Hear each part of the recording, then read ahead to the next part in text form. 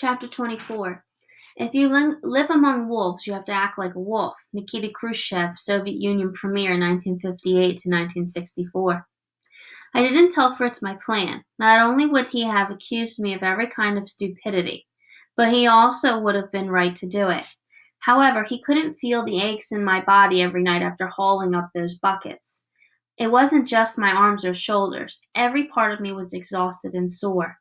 Each morning I started more tired and ended more drained. I was carrying lighter loads than when we first began and fewer of them.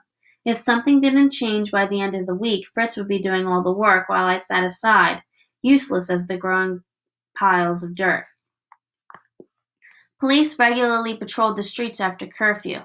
But as young as I was, if they caught me, probably the worst thing to happen would be a ride home in their car with a slapped hand and another page for my file. Probably. Unless I had already stolen the pulley by then, which would be impossible to explain. It would be reported to the Stasi, who would wonder what a 12-year-old girl wanted with such a tool. They would find the tunnel, and we had gone too far for me to pretend Fritz hadn't been involved. So it was decided then. I couldn't get caught. It was very early on a rainy Saturday morning when I snuck out of the apartment. My plan was to get the pulley before anyone else was allowed outside, and to be on my way home immediately after curfew was lifted. That way I only had to sneak around in one direction. I wore my blandest clothes, which really only required a choice between communist gray and communist grayer.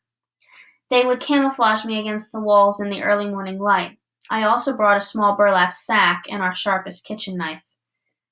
Almost as soon as I got onto the street, a Trabant Kubel drove by, full of police, and I backed into the shadow of our doorway. The officers' rifles reflected from the streetlights, and their shared laughter was coarse and louder than it ought to be for this early hour. Louder than it ever ought to be, actually. I wondered what men like that might find funny. Probably we had a different sense of humor because nothing about our police force ever made me smile. For several long minutes after they'd left, I fought against my instinct to go back inside. That would have been the smart thing to do. Then I reminded myself that tunneling beneath the death strip was hardly a smart act, so at least I was being consistent. After they could no longer be heard, I made myself take the step onto the sidewalk, and after that I was committed. The streets were quieter than I'd ever seen them, and it felt as though the entire city had been abandoned. This was probably what my neighborhood would have become if the Berlin Wall hadn't gone up. We would have left in air crash too.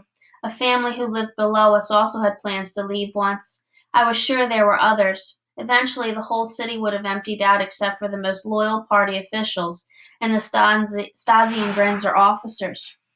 Or what did I know? Maybe they would have left too, given the chance. Russia's new first secretary, Brezhnev, would have rolled through here on a tour from Moscow and found he was the leader of a vast country of empty buildings and overgrown farmland. I balled up my courage and my fists along with it, rounding the safety of the corner while keeping as close to the shadows and coves as possible. I saw nobody, heard nobody, and as far as I could tell, I was completely alone out here. The next part of my walk was the most dangerous. I had to dart across a street that was usually quite busy in the daytime.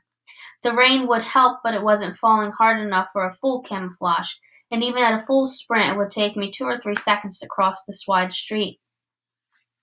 I stayed hidden at the corner for several minutes, steeling my nerves. Even through the heavy clouds, and the sky was already growing lighter. I had to run. If I didn't go now, then curfew would end and I would be stuck here with no hope of getting that pulley. I refused to haul dirt buckets up that ladder again. Not when a much better option was within my reach. That single thought was enough to prompt me into movement. I gave one last look in every direction and then ran. Ran like I never had before. I was blind to everything but the corner in front of me and the protection it would offer. My feet were light upon the street, and I jumped the curb so there would be no chance of tripping. Then I lunged for the cove of the nearest building as if fire was at my heels. I landed in there and almost screamed. A woman was already using that same cove to hide and looked as startled to see me as I was her. Her silky long hair was as dark as her sleek outfit, but pulled behind her in a fashion more elegant than I usually saw. She was beautiful, but had clearly tried to play it down by wearing only a bare amount of makeup. I felt clumsy and plain beside her.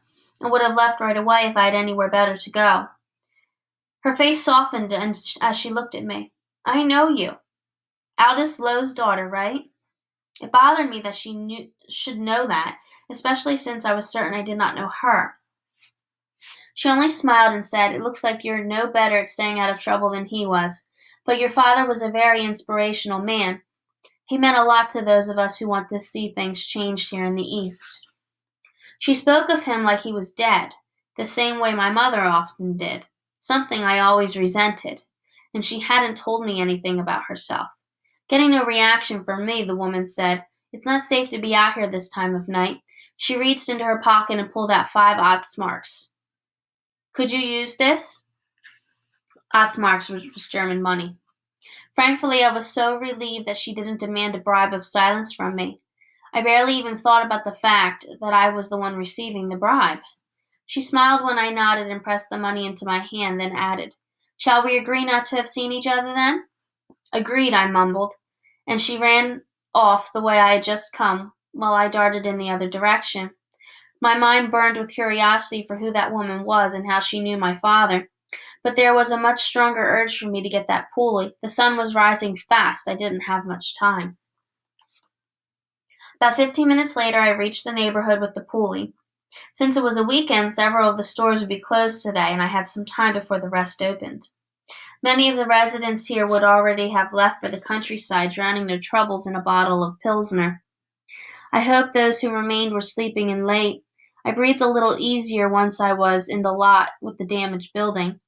There was plenty of places to hide, and based on the scattered garbage I passed, other people had hidden before me. I had to stack a couple of cinder blocks on their ends to stand high enough to reach the pulley, but after checking the area carefully to be sure I was still alone, I reached up with my knife, sawed off the rope, and let the pulley drop to the ground.